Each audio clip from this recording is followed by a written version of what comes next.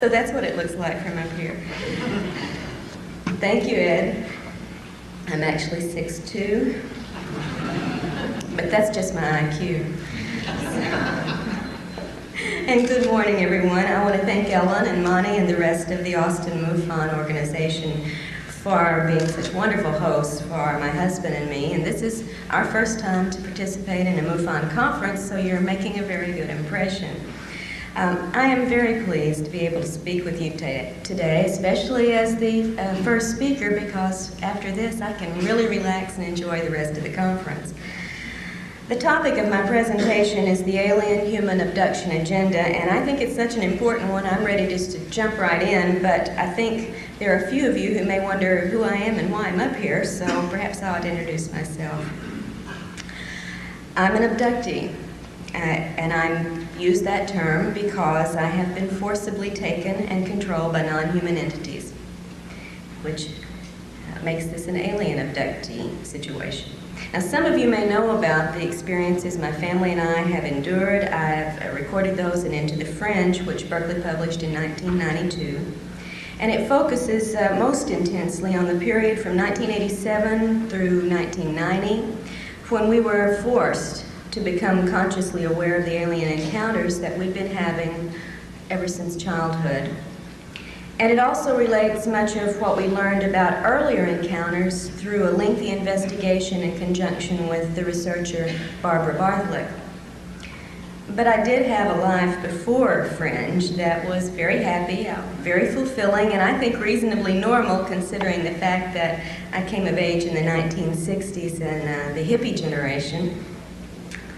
I do have a provocative little theory about the relationship of the hippie generation to the abduction phenomena, but I think that's going to have to wait for another presentation. In my 20s, I traveled around the world, and yes, I did it with a backpack. I married, I had a son, and I managed to earn a couple of degrees along the way. I got a bachelor's in English from California State University in Sacramento. And I received and I know this sounds a little strange, but I received a master's in American Studies from the University in Nottingham, England. They have a different view. It was a very unusual course. In my 30s, I settled down a little bit more, and I continued to raise my son. I also managed to earn a PhD in English while teaching college for 12 years. My son is now grown. He holds a master's in physics. He's married and raising his first child, so there is sweet revenge in this world. My husband and I was divorced and remarried in the late 1970s. My husband and I have moved in the last 3 years to rural Arkansas, where we live deep in the woods on a mountainside near the Arkansas River. And outside of ufology, which for me is anything but a hobby, I do have other interests and activities. I love visiting with my grandchild. I study the usefulness of the wild plants that grow on the mountainside where we live. I have a great deal of fun playing with my chihuahuas, and I enjoy the music and the concerts of Bruce Springsteen. So I do have some other interests here. Old hippies never give up their hobbies, you know.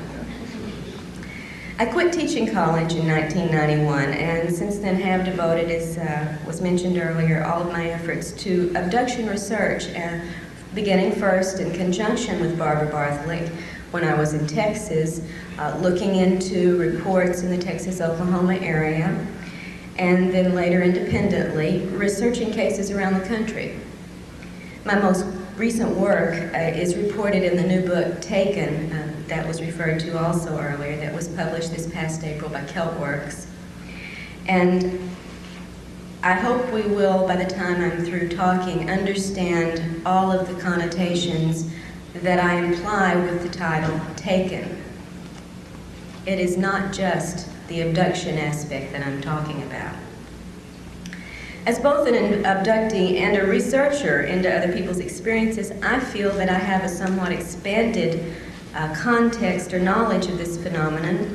My own experiences have taught me many things about the nature of alien activity, but that insight has been greatly expanded by the context of so many other reports I've been able to study, and it has helped me to see well beyond the limits of the individual experience.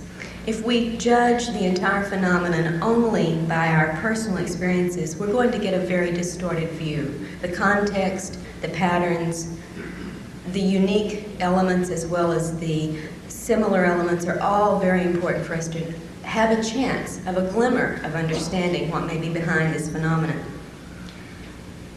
Yet even having been through these things, lived with people who've been through these things, and studied literally hundreds of personal and first-hand reports about these activities, I know very little about the alien agenda behind this activity. Stanton mentioned the need to hold ourselves to facts in this field. And I think that is extremely important. We should repeat that 10 times a day as we go through the work in this area.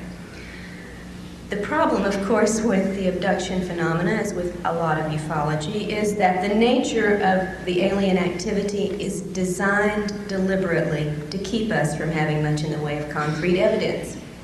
Designed that way. It is not an accident.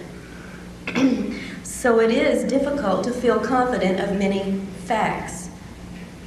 The dictionary defines facts as things and ideas which are demonstrably existent, objectively verified, and known to be certain. And at this point, given everything I've learned internally and from external evidence, there are so very few things I'm willing to call facts. The list is very short.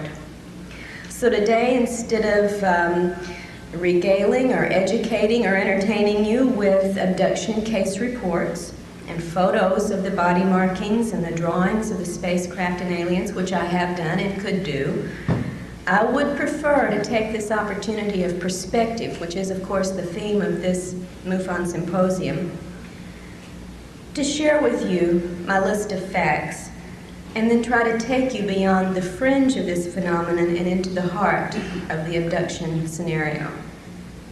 Now, I'm going to begin by discussing my list of facts before I go on to two other issues, propaganda and fantasy, because I think it's on the basis of the facts that I have been able to discern what I can about the data in the other two categories. So this will be a very short list. I hope you'll follow along with me. Facts. Fact number 1.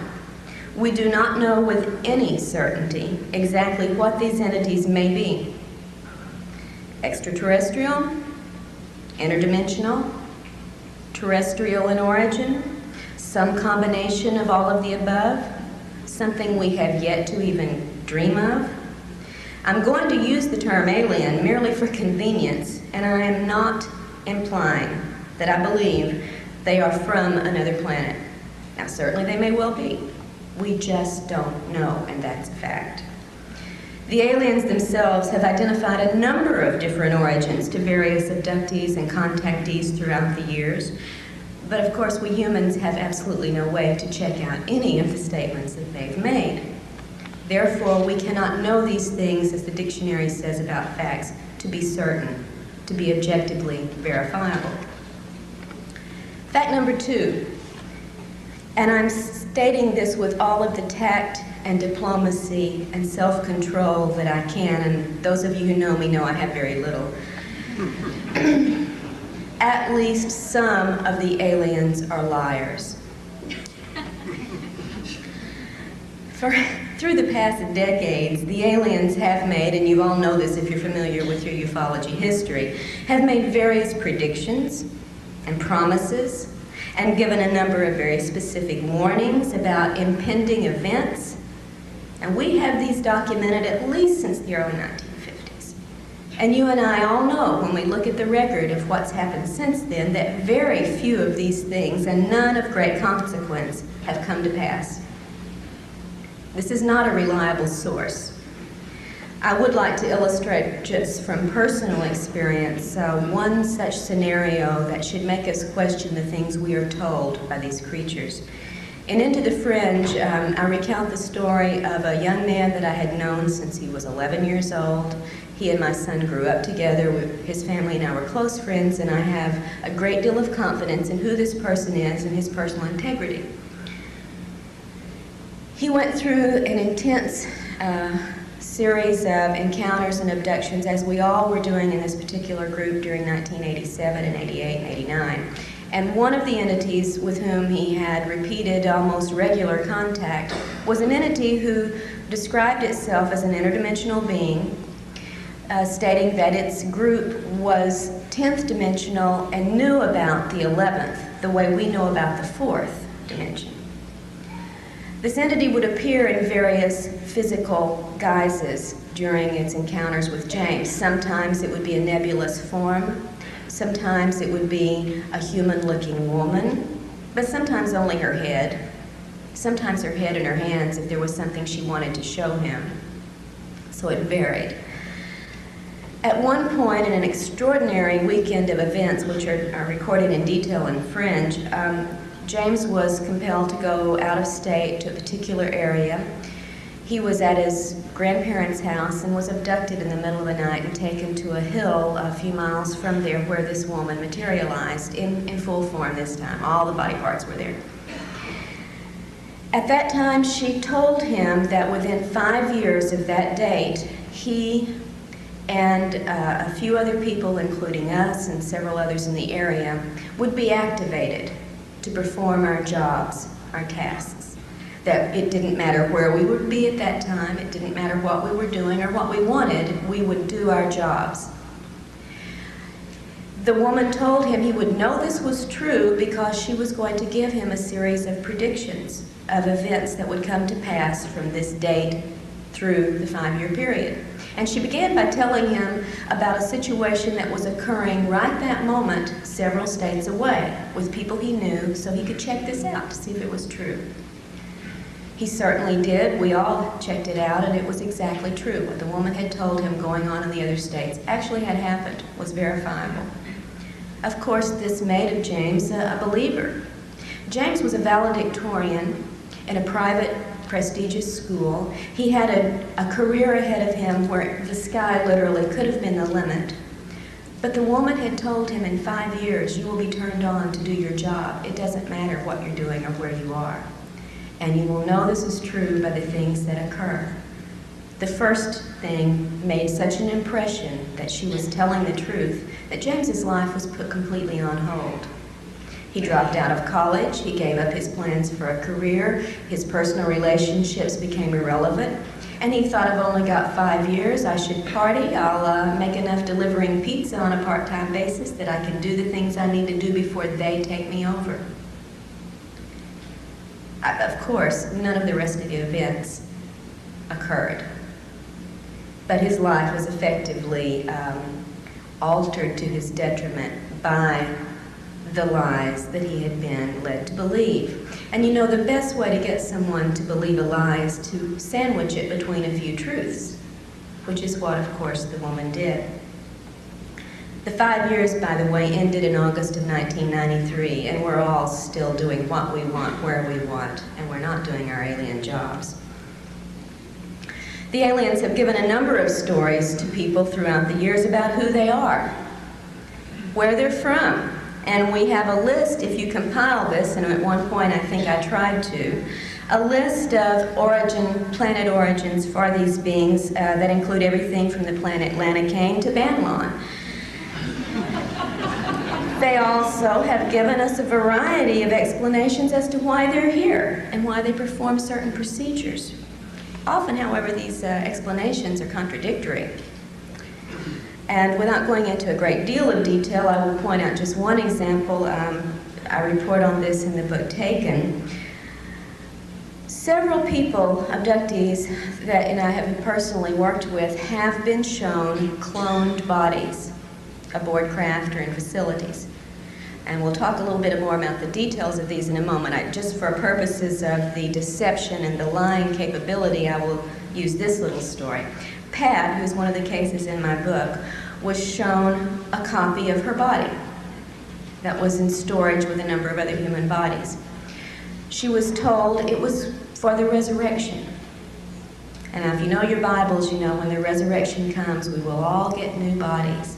Pat was raised in a very simple Christian fundamentalist background. The aliens, throughout their encounters with Pat and her family, had used the religious symbolism to to bond with the family and to instill confidence in them. They'd even had Jesus beam into the room at one point when the Grays were abducting the grandmother and say, "It's okay, they're with me."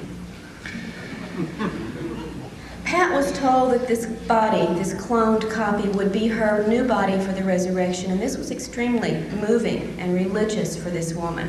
However, another woman, also reported on in the book, was shown a copy of her new body in an entirely different scenario, of course, and was told, in fact, if she didn't cooperate with the agenda the aliens had picked out for her, she could be replaced with that body and nobody'd ever notice the difference.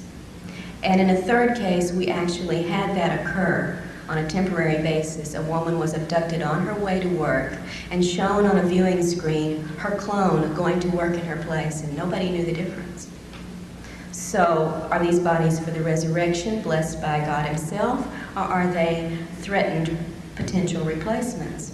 Aliens didn't get their stories quite straight in those cases. Fact number 3. In encounters, the human's perceptions are controlled, as are the human's conscious memories. Now, you already are very familiar, probably from the work of Hopkins and Jacobs and others, with the concept of screen memories, especially at the onset or at the conclusion of an abduction event, right? Someone may see a strange owl instead of the E.T., or a little gray rabbit by the side of the car instead of an E.T., or a beautiful deer, whatever. We're familiar with these screen events. What we may not be familiar with is the fact that the screen techniques go well beyond such temporary uses in the phenomenon. And we'll talk about that a little more later also. We're talking about control in fact number 3. It's also a fact that the perception of pain can be controlled and is controlled during these encounters with the particular abductees, as are feelings of physical pleasure, often sexual pleasure. And, of course, the human's emotions are also controlled during these encounters. The fact is, you are in control of these creatures during every encounter, to some degree, more or less, normally more. Fact number 4, false memories can overlay and disguise the actual events of an encounter. And even with regressive hypnosis, the abductee may recall false scenarios. I'm not talking false memory syndrome as so much has been ballyhooed lately in the press. That's not what I'm talking about. The abductee can recall false scenarios, even under regressive hypnosis, unless some effective method is used in the hypnotic process to help the abductee bypass implanted illusions. Some of you have heard me talk before. Remember an illustration of this concerning a woman named Joy, who in the 1970s had an encounter, a missing time and relocation episode in California. Was driving in one town, 2 hours later, she's in another town, has no idea how she's gotten there. She's crying, she's in hysterics, and she feels totally abandoned and betrayed. 20 years later, when additional incidents occurred and finally compelled Joy to seek out some help to find out what was going on in her life, one of the events that she looked at under hypnosis was this 2 hours of missing time in the early 70s.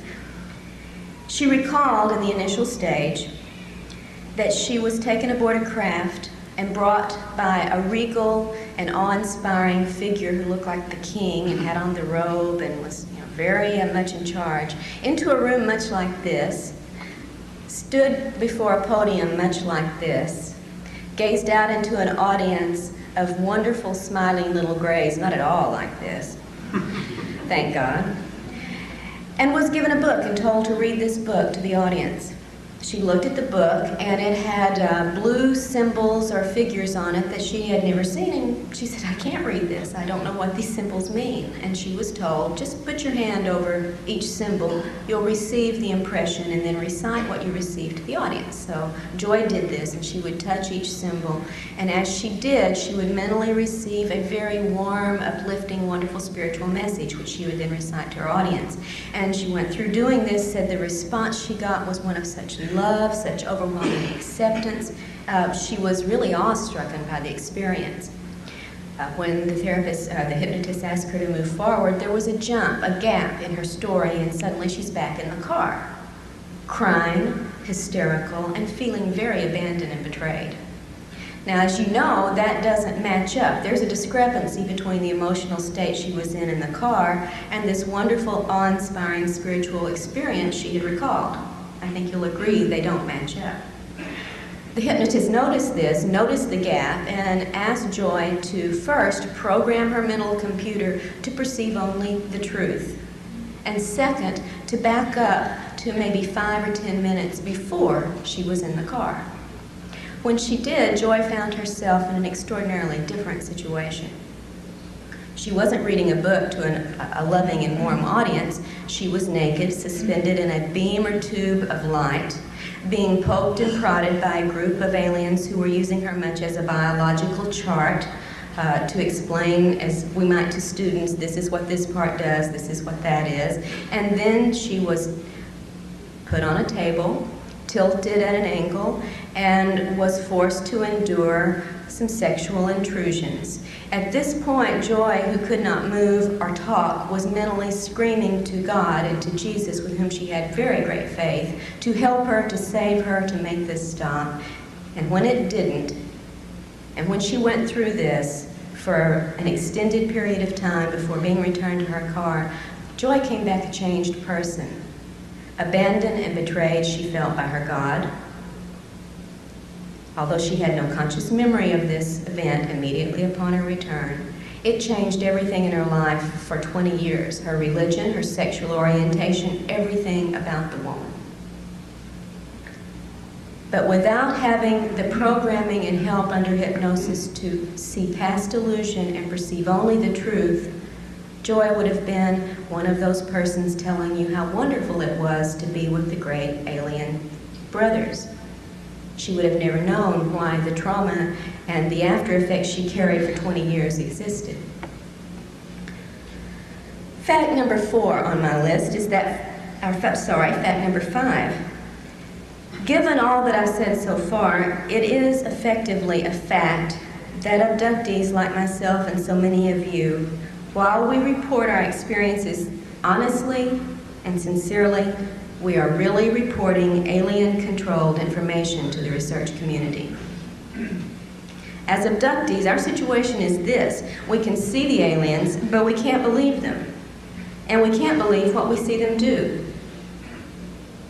And I know this from personal experience as well as from a number of other investigated situations with very honest, very sincere people who are telling you, just as I have told and others have told you, what we honestly perceived as happening. We're being honest, but the illusions and false memories and distortions and controlled perceptions and emotions and responses that we had do not accurately reflect always what we really went through. Fact number 6, there's a serious element of human involvement in the abduction phenomenon, in addition, of course, to the very real alien participation. You all know, of course, about many abductees' reports of being monitored, harassed by human agents of some sort, cases of phone intervention, mail intervention, helicopter surveillance, etc. And I wish I had an hour just to talk about the human side of this phenomenon, which of course I don't. Now, in Into the Fringe, for instance, I did report about my husband's abduction and interrogation and threats by the military group in 1988. Similar, at the time, I had never heard of such a thing, and I found it even more disturbing than the alien encounters. Similar reports, though, have been made by a number of other abductees, some of whom I'm sure you're familiar with, such as Leah Haley's case, Alicia Davison in California, and some of you may be surprised to know Debbie Jordan. And part of her experiences reported a very similar human abduction and interrogation. It just never quite made it into print for some reason. In Taken, there are 4 more accounts of women whose lives have been intruded upon by what seems to be military human forces. And although I'm not at liberty, as so many of us aren't in this field where confidentiality is everything, to present to you the hard evidence that we have been able to gather in some of these cases, I am convinced by the evidence that we do have in a number of these cases, it's not an alien illusion of military. We've got names, dates, places, bases. It's real. Fact number 7. Whatever else it may be, the abduction agenda involves quite physical aims and procedures that tend to belie the idea of a primarily spiritual motivation on the alien's part. And much of what we see in these procedures goes well beyond the alleged aim of a crossbreeding program. If you think the aliens are only interested in making hybrid babies, then I invite you to figure out what these following procedures have to do with the process. First, you're aware of the various types of implants into numerous areas of the body, into the brain, through the ear, into the neck, into the spine, into the legs, the hips, and even in one man's fairly notable case, into the penis. Some of these implants have been seen on X-ray, CAT scan, and MRI. Some of them never show up.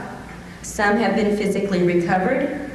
But so far as I'm aware today, and I do invite those who may know better to please correct me on this, whatever analysis has been performed on these objects has not given us any sensational new information.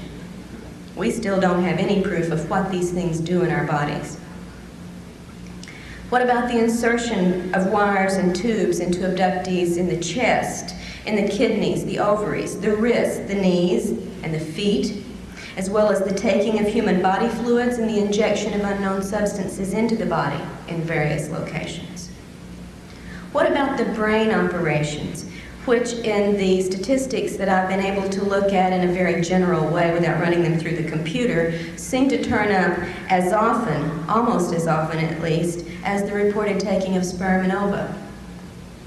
In the cases reported, the individuals who've undergone or think they've undergone, because you always have to have that in the back of your mind, give an illusion, who have undergone these experiences use almost identical terms in reporting what has happened to them. I felt like my head was opened up and my brain was taken out. What about the deliberate pain experiments meant to produce levels of pain in the abductees, apparently for the measurement, study, or pleasure of the aliens who are observing them?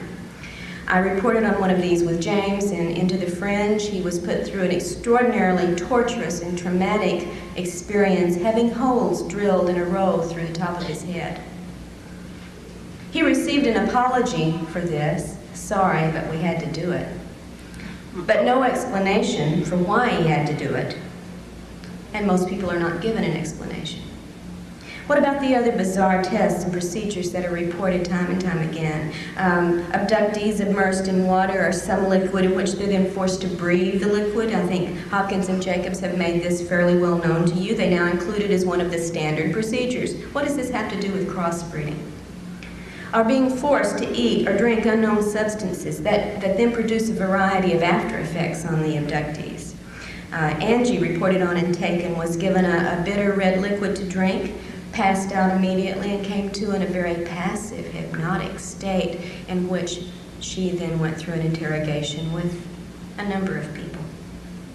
Ted Rice, another case that I've been working on for a couple of years, as a child was given a pill to eat or swallow that then produced on the 10-year-old boy the effects of an aphrodisiac.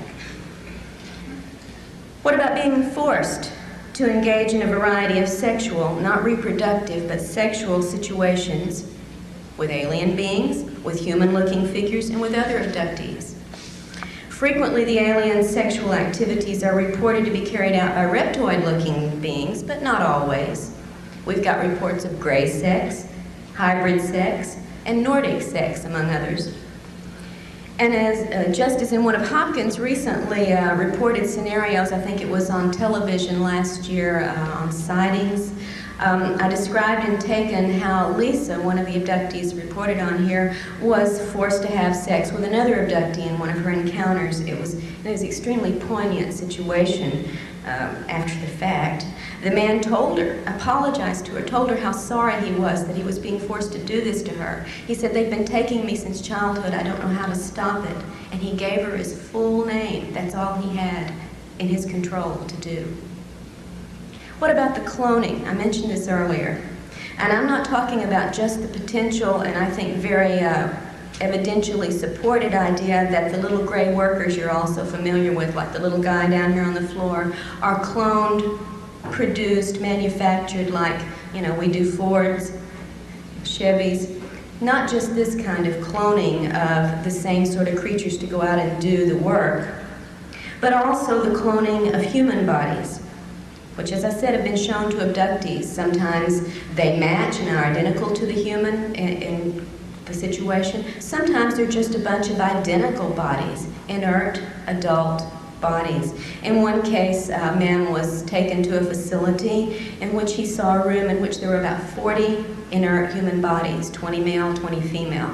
The males were all identical to each other. The females were identical to each other, and they were beautiful, blonde, healthy specimens. What do these things have to do, is what I've asked you to think about, with the crossbreeding agenda? Fact number 8.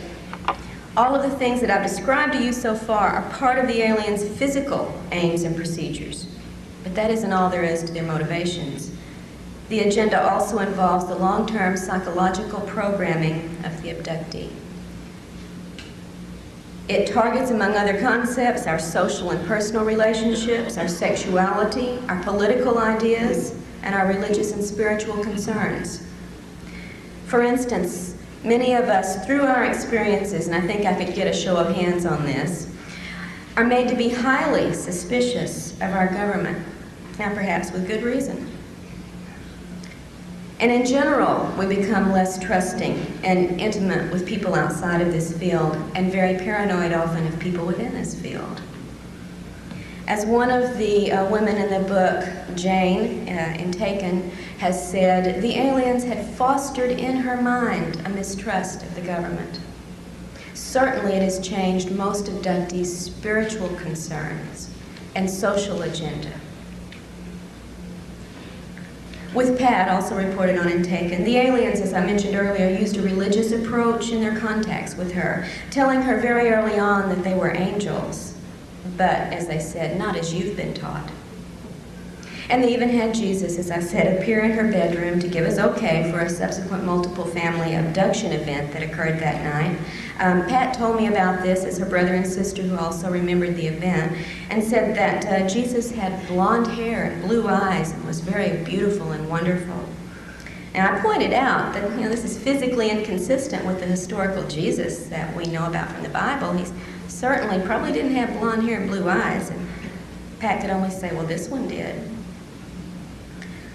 On socio-political terms, abductees often find themselves obsessively interested in ecology, animal rights, globalism, but I've yet to see the really hard evidence, other than the ecological side of this, that this is a result of alien programming or a response, a human response to our own experiences, which tend, when one goes through trauma, to make one much more empathetic to others going through trauma.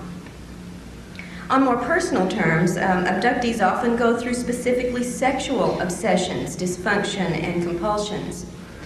Now, because of the personal nature of sexual situations, I'm sure that so many of these reports I wish we had available to us are not well known in the abduction data body, such as other things like sperm gathering, ova gathering, fetal extractions, baby presentations, and so on. Now, I know those two are very intimate and very personal scenarios, but it seems that we humans are even more sensitive about our sexuality. And if you've ever known someone who's had a sexual assault, no matter how traumatic, unwelcome, intrusive, and criminal the event may have been, the person tends to carry, without a lot of help to get over it, a sense of shame and responsibility. This is also true for abductees. In private, although these reports are not often made public, in private, abductees have reported not only straightforward sexual encounters during abductions, as I mentioned earlier, but also the aftermath of such encounters on their lives. You might be surprised, and again you might not be, to know how many abductees report obsessions or compulsive masturbation after their experiences that they do not have control over.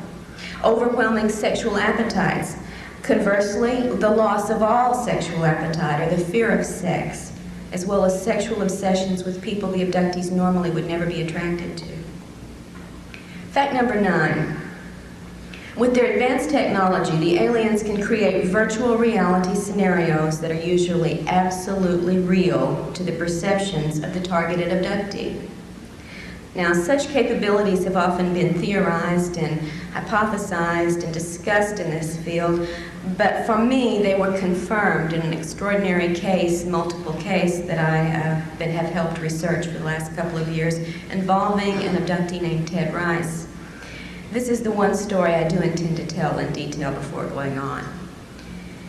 In the early 1990s, Ted was in Florida visiting an old friend named Marie, and she had also invited a third friend, a woman named Frances, as a house guest.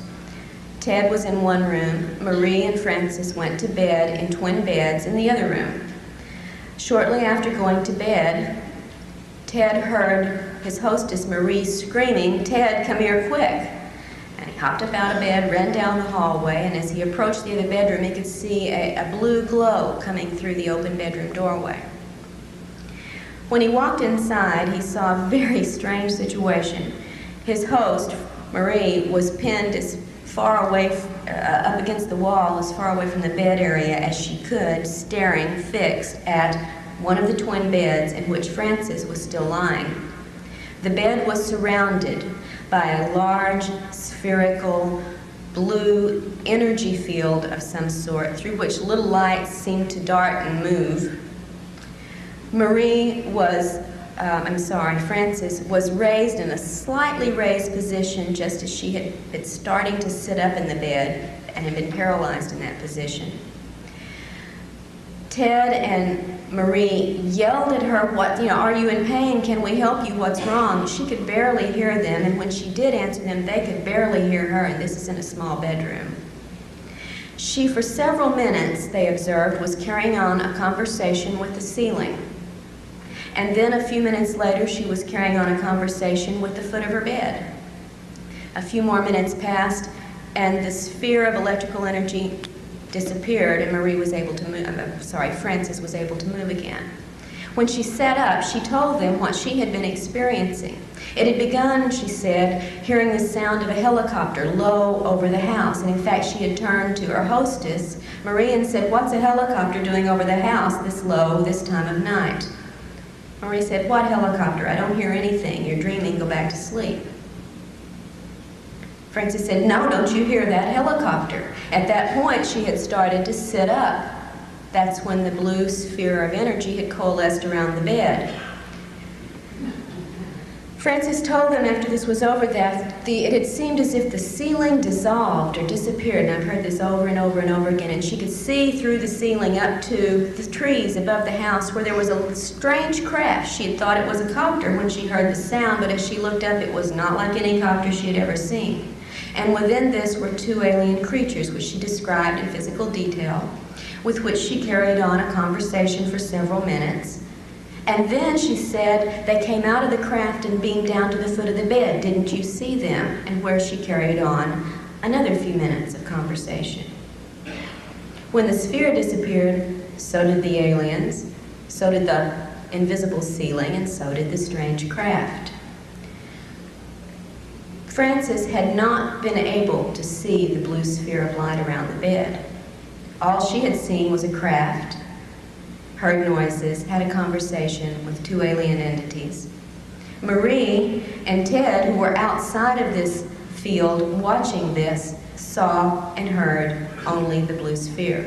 If they had not been in the room to observe this, Frances would have believed with all sincerity that she had had exactly the encounter she thought she had, but she didn't. Fact number 10, and this is the last on my short list of facts. It is a fact that the aliens show a mysterious interest in the human soul. And I say mysterious because of the kinds of things they do and say concerning it. Now, this part of the phenomenon is so rarely discussed in public that I don't think we really have a good pool of data to proceed on a serious discussion, but I'd like to bring it up because it is a fact that the interest is there and mysterious, and we should be concerned about it. There are a number of intriguing reports that we could start with. For instance, a young girl who the aliens asked if they could borrow her soul. Two different abductees, totally different, totally isolated from each other. It happened to both come from the St. Louis area, both shown at the age of 5, a gigantic metallic spherical object somewhere in space, and we're told in essence it was the Soul Recycling Center. Reports of abductees who recall apparent past lives in which they've inhabited alien bodies with their souls. And even in one case, a man who watched as his young body was killed and his soul energy released, captured in a container, and taken to a new replacement body where it was reintroduced into the body through the technology of the little black box you might have heard about in some of these cases. For me, that's the end of my list of facts. So I'd like to move on to the other two categories, beginning with propaganda. Propaganda is defined as any association, system, or concerted movement for the propagation of a particular doctrine or belief. With me on that. What I've learned from my own experiences and the research into this field with others shows me that the aliens are clearly practicing such programming. And they are propagating a number of beliefs within abductees and through their reports to the UFO community specifically, and then to the population in general. They shape our beliefs in part, at least our beliefs about them in part, by the physical appearances they appear to us, for one thing. And through the virtual reality capabilities that I just described to you, they can and do give us any illusion they choose during abduction scenarios. One young man, a young boy abducted with his grandmother in a situation I don't need to go into at this time, had brought into the room the grandfather. It just happened the grandfather had been dead for 6 years. Another case in which, many cases in which celebrities or well-known figures are used to, in a scenario, to persuade an abductee to participate in this or that other procedure. Jesus turns up very, very often, and he's always blue-eyed and blonde hair, and I'm sure that doesn't, maybe if we were in India we'd get Krishna, I'm not sure. Masking entities when the illusions have been seen through, and they often are. And one I think particularly important, although I've cited it before, I think it's worth repeating. I tell the entire account and Into the Fringe. A young man who was compelled to go out of his house in the middle of the night. As we, under control, you go where you're supposed to go, and there is some evidence we get up and take ourselves out to be abducted, whether we know it or not. Compelled to go outside for an encounter, and there, waiting for him, was a Nordic, a beautiful blonde woman. Probably the spitting image of Semyazi, who was waiting with open arms and a loving look, a little bit attractive, alluring look, in fact, for him to come into her arms. And she reached out for him and drew him towards her, and being under control, as we always are, he went for it. Expecting to get an embrace and a kiss, as the arms wrapped around him, the image of Semyazi disappeared. And what was holding him was not blonde, beautiful, or human. And what he got was not a kiss, but being thrown to the ground, pinned down, with claw marks the next day around his neck where this had been held down, while a 2-foot rod of some sort was rammed down his mouth, down his throat, and into his stomach, where the extraction of juices then took place, leaving him with the external claw marks, the scraped throat, and the taste of bile for quite a while afterwards. The aliens foster a belief, I think, in their beauty and their compassion with us through such means as showing us pretty people. I think they realize we're not as smart as we think we are, and that we often equate beauty with goodness, and you and I both know that's not always the case. They also foster a belief in the alien-human crossbreeding scenario through such repeated procedures as fetal implants and extractions, sperm and ova gathering, baby presentations, and so on. But I think, as Stanton warned us early on, we should remember that without external confirming evidence, we cannot accept this as proof. If we believe the aliens in our race can interbreed, however, it serves a lot of propaganda purposes. It makes us think we have some shared commonality, which makes us more receptive to their presence and activities. If we think we share offspring with them, this belief binds us to them even more so, just as royal marriages used to try to bind competing political parties when one wanted control over the other. The crossbreeding scenario also can lead us to see ourselves as subordinate to the aliens and dependent upon them when they tell us this is the only way your race is going to be able to survive. And they reinforce our dependence on them by warning us of the impending disasters from which only they can save us. I wish I had time to discuss what they may really be doing with the sperm and ova and fetal material they take from us, but I have yet to see confirmed proof that it has anything to do with hybridizing either their species or ours. Through the manipulation of what we think they're doing and what they tell us, they also propagate the belief that their intrusions are ultimately beneficial in purpose, in spite of the fact that so much of the specific abduction events are painful, traumatic, and debasing to the person involved. We have many well-known accounts, abduction accounts, or should I say contact accounts, in which a person has been given a very positive, spiritual experience, sometimes with physical healing or expanded intelligence, psychic abilities, and these abductees feel very compelled to go out and tell you about their situations and proclaim that the spiritual benevolence of the aliens is all there is to it. And such reports can almost make you forget about the numerous other reports in which abductees experience great pain, suffering during their abductions, as well as severe, sometimes even fatal physical after effects and emotional distress afterwards.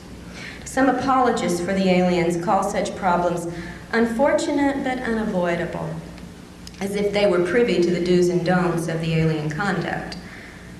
But if inflicting pain or permanent damage can be controlled and avoided in certain cases, we can have and do have the right to ask, why is it not extended to all abductees, which it certainly is not. Just real quickly, one case I reported in Taken, Beth, a Puerto Rican woman, abducted in the late 1970s along with some of her children and her husband, went through a series of very strange physical and spiritual events during this abduction. Afterwards, suffered with a persistent, weeks-long rash that no one could explain, severe nausea for days afterwards, headaches, blinding headaches, severe hair loss, and such damage to her eyes that she developed cataracts, and she was a very young woman. This called for surgery, of course, to remove the cataracts, and the surgeon found evidence that she had had previous eye surgery, which she, of course, had never had. We have reports over and over of diseases, distress, sometimes fatal situations following immediately upon abductions, as well as the wonderful healing cases that are out there. They do exist, but if they exist for one, why do they not exist for all? And I think we need to ask that. Propaganda techniques also include perpetrating good cop, bad cop situations, or good alien, bad alien situations. You know how many accounts tell of painful, traumatic events taking place during an abduction, and then they stop when the good alien enters, the friendly one, the protector who makes it all better and takes away the pain. Binds us to them. We've got a helper. Reminds me of what goes on in some of the abduction and hostage situations we've been familiar with over the years. These things tend to instill in the abductee a sense of awe, a sense of fear, a sense of vulnerability, and in a very, very strange way, a sense of bonding and identification through that protector alien figure, making us subordinate and vulnerable in our relations with them. The aliens start early in the abductee's life to instill notions that the abductee somehow belongs to the aliens, is alien property, sometimes telling children, as they told me, that they are their parents, that the human parents are not the real parents, that we are their possession. Aliens say they have the right to do the things they do to us. They never show us, however, the warrant for that right. They foster our belief in the crossbreeding agenda. And if all we had to go on was the data related to this, that would be a very acceptable theory, but I hope I've made clear to you by what I've presented heretofore, that's certainly not all there is to the phenomenon. In a handful of cases, well, I don't have time, we're coming to a limit here, abductees have even seen these wonderful hybrid fetuses that are supposedly going to either save their race or our race, depending on which alien you're talking to at the time, deliberately destroyed. In one case, blended up as we would do a milkshake, and when the woman, in great distress, protested this, was told in effect by the alien, "Don't get so excited, it wasn't really alive anyway, and don't worry, we won't waste any of the physical material." I wish I could go into a series of other reports along this line that bring block after block of evidence upon which to build the idea that we should not accept hybridizing and crossbreeding as the agenda. But again, time is of the essence. Programming also occurs with the sexual scenarios that are carried out, and again, without getting into the details, they are mostly reported by abductees to be invasive, unwelcome, and traumatic, having after effects on the sexuality of that person, sometimes for years afterwards. There are a lot of details we could discuss, maybe during question and answers we can. In general, alien propaganda seems designed to promote the superiority, the proprietary nature, and the benevolent status of the aliens, and the subordinate dependent position of humanity. To close, I'd like to talk very quickly about the issue of fantasy. Fantasy refers in some of its definitions to suppositions resting on no solid ground. And I think you can see already we've had alien fantasy perpetrated upon us in scenarios.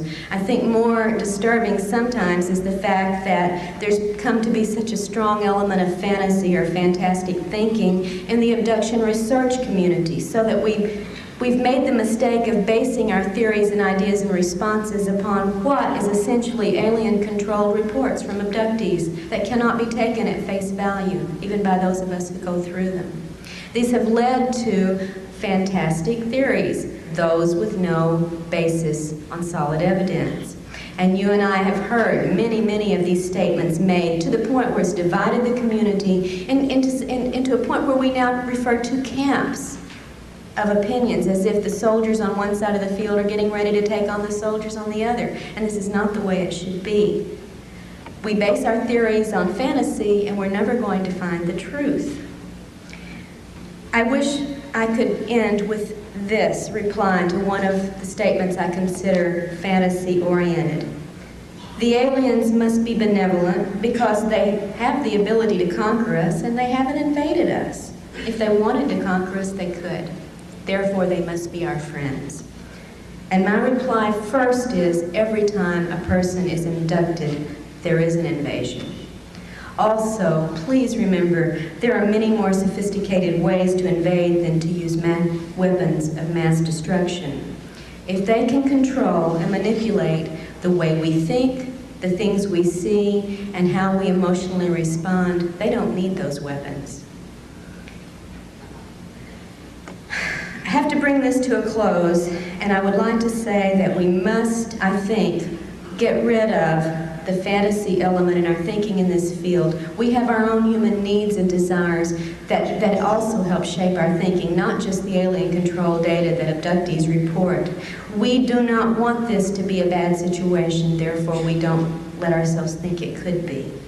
We do not want to think our government is involved in any way in this because it's too frightening. The implications are far too frightening, so we ignore them or deny them or rationalize them. We feel so helpless sometimes to affect any change in the abduction scenario that we forego focusing on the big questions and resign ourselves in effect to abductee therapy, which of course is necessary, but it's not abduction research.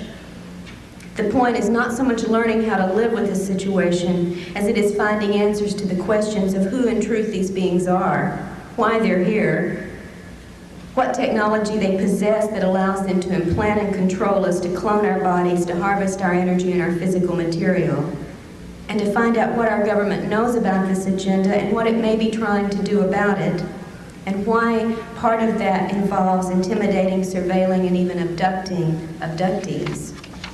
And I think these are the ideas now on 25th year anniversary of MUFON, when we have to look forward to where ufology should go. In the field of abduction research, these are the areas that I would advocate we concentrate our energies, in spite of whatever wishes, fears, and prejudices we bring into this.